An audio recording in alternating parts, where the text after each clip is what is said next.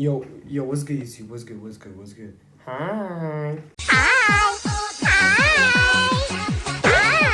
That's my intro thing. That's what I do in every video. I like Kirby. You should probably too, because it's a fun character. Anyways, my bad. I'm getting off topic. 6 dinosaurs that we know the exact appearance of. Interesting video, I'll be honest. I want to do more react videos. I've never done a react video before. This will be my first time doing one. And it's gonna be my first time not editing my video. It's gonna be an editor editing my video. Go fuck yourself. Let's just get straight into it. Roll the intro. Folks, please leave all your sharp objects at the gate. Okay, Grandpa, spread them. Alright. Although you might think you know what dinosaurs look like, you don't. Most reconstructions come from, at best, scattered remains, and sometimes even a single fossil. So with only bones to work off of, we're filling in the blanks with whatever makes sense. But think about this. If future scientists dug up nothing but an elephant skull, would they ever guess it had ears like that? Or a trunk? So what are we missing now? Could sauropods have had trunks? Could T-Rex have had that wobbly chicken neck? Well, what if I told you, for a few dinosaurs, we have these answers and know exactly what they look like. And not just bones either. I'm talking everything, all the way down to their skin, muscles, and even color. So here's 6 dinosaurs. I kind of get the color because of the bones. I still don't get how they know exact skin. I guess maybe like a leather type skin print on their bones. I don't know. I'll just continue. By the way, I'm really into dinosaurs, by the way. If you didn't notice, I'm very into dinosaurs. Future paleontologist here. Hopefully. We know the exact appearance of. First up is the animal that shattered everything we thought we knew about feathers on dinosaurs. Before this, most scientists thought feathers were only on teeny tiny bird-like dinosaurs. No. Because the bigger the animal, the better it holds heat. So there's no reason to add more insulation. And for a while, that theory held up, with the biggest feathered dinosaur we'd found being Bapiosaurus, which, for comparison, is about 25 times smaller than what came next. Its name is Eutyrannus, a close relative of T-Rex, and a predator over 30 feet long that weighed more than a ton. Then we found not just one, but multiple. Did Eutyrannus actually weigh over a ton? I still don't get how did they know how much it weighed? Maybe I guess like the pressure of the bones, I guess. But like, how do they know how much a dinosaur weighed?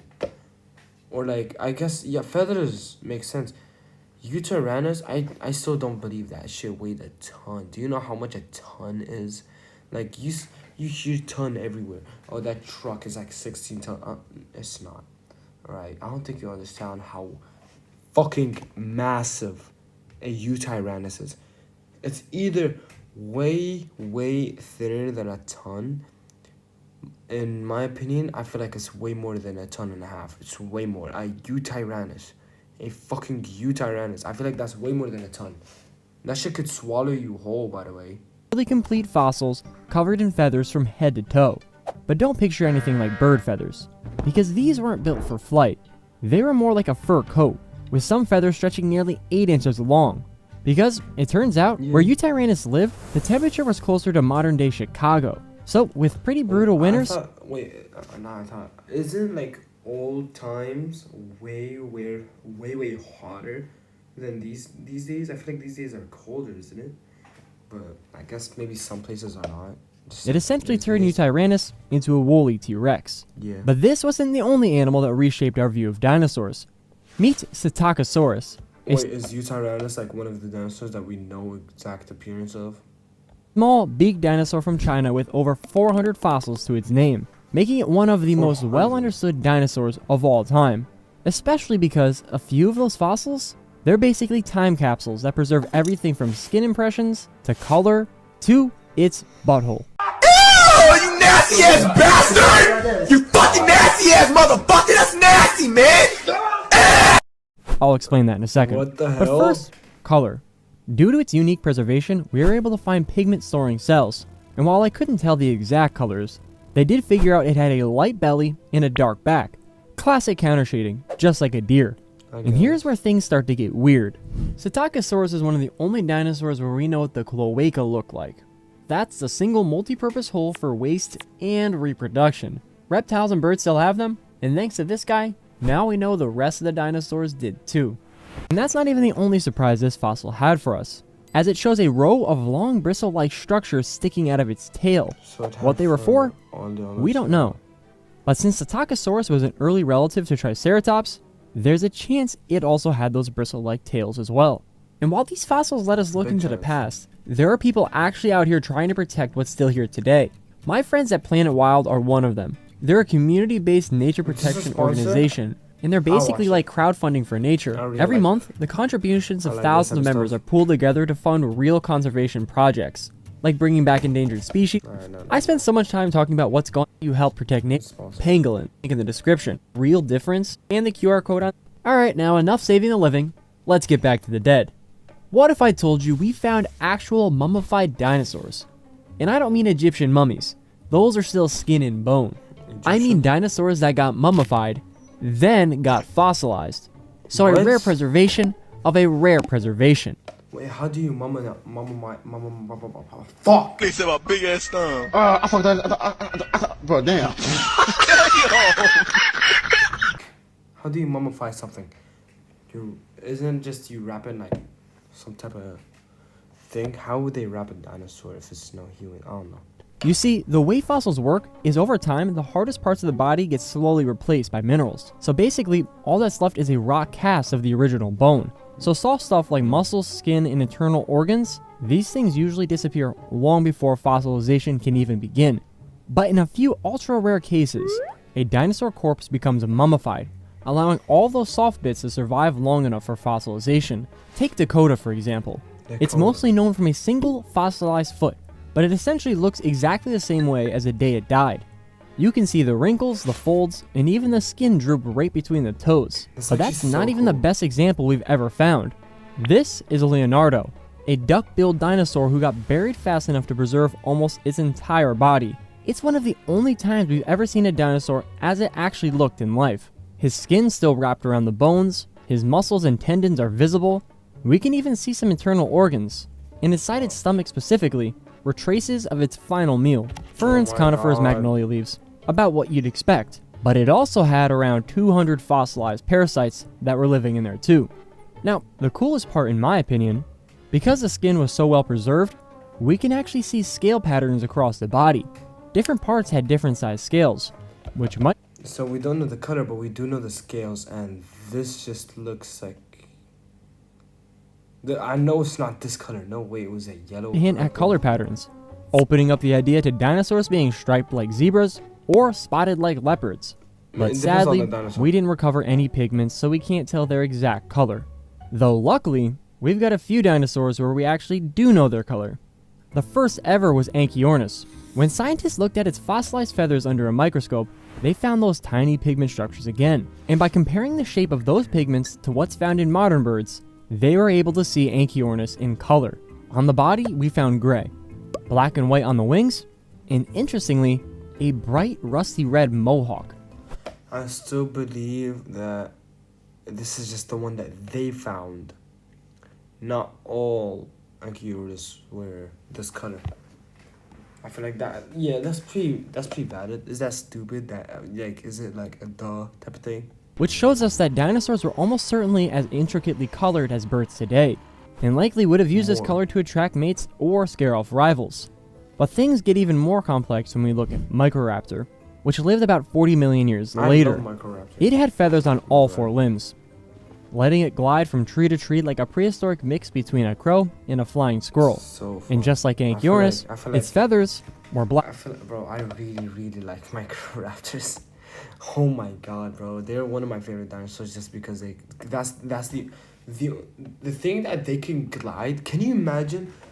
Look, a Microraptor. Most people that are watching this video that don't know anything about dinosaurs, picture a Velociraptor, just smaller, and it can glide through the sky. Like, just watch Jurassic World, not Jurassic Park, Jurassic World 2015. Watch that one. See, look at Blue, and how destructive she is, how easily she can kill any human, and just imagine that, but they're gliding and they're a bit smaller. I feel like it's way worse than when they're smaller. You'd think it's better that they're smaller. No, because now they could just hide under a rock or behind a rock, and then they just jump you. At least that's how they looked at first. See, Microraptor lived in a dense forest, where thick trees blocked out most of the light, but every now and then, a beam of sunlight would break through the canopy, and if Microraptor happened to be sitting in the right spot, that plain black would suddenly shimmer with blue and green, turning a Microraptor into a mating display disco ball. Okay, now before we talk about the most lifelike fossil ever found, there's something else you need to hear first. A nodosaur called Pinacosaurus was discovered with a fossilized larynx, which is basically its voice box. And when researchers finally analyzed it, they found signs that armored dinosaurs... Is this like that one dinosaur that was that Personophis? I don't know how to say the name of it. It's a very common dinosaur that even a dinosaur fan or a non-dinosaur fan would know. The fuck. Editor put the picture on the screen. Anyways, they got the head of that dinosaur, and they actually had like a fossilized head of him, and like they just put wind through it, and they could like see how it sounded, and it sounded like pretty terrifying. Dinosaurs didn't just grunt or growl like we once thought. They might have actually sounded closer to birds, which makes the fossil of Boreapelta even more fascinating, because it's the clearest picture of any dinosaur we've ever discovered. It stretched nearly 20 feet long and weighed over 3,000 pounds. So the idea that something this massive might have been chirping like a bird is just insane to me. This was also the first non-feathered dinosaur we've ever found with its skin color preserved.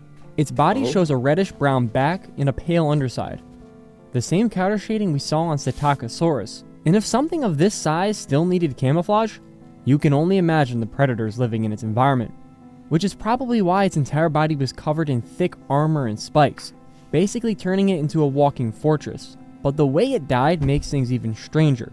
Its stomach still held bits of charred plants, evidence it may have died shortly after foraging in a recently burned forest. But the real mystery is that it was found over 100 miles offshore, buried in what used to be a shallow sea, with the only fossils around it being mosasaurs. How it got there is still a mystery. It got drained. Okay, wait, that's stupid. I don't know. Maybe it died. I don't know. I honestly don't have a clue. The best guess that we have is that when animals die, their bodies fill with gas. So scientists think Boreapelta bloated, floated, and drifted across the ocean until it finally sank, landing on its back and settling into the seafloor mud, leaving behind the face and body of a dinosaur frozen in time. Which one of these did you guys think was the coolest? We've lost a lot of amazing species over time, so let's do everything we can to stop us from losing any more. Go check out Planet... Alright. WVid, like the video. And I really like Jayhana. Yeah. WVid. Let's read the comments. I don't know why scientists haven't done it yet. Finding out dinos lived is easy. Just go 200 million light years away from Earth and use a super telescope. You think it's easy to go 200 million light years away from Earth? Yo.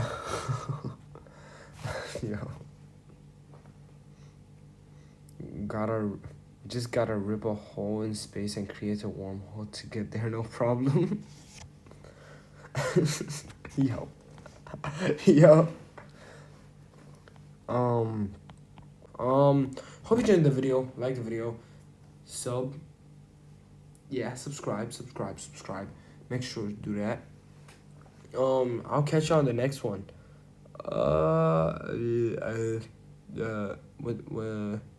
Roll the outro. Me my jewelry fake, but I ain't never seen my neck green. Fake diamonds don't shine at all, and the dark mine still bling. Fake diamonds don't shine at all of mine still gon' bling. Fake diamonds don't shine at all, and the dark mine still bling.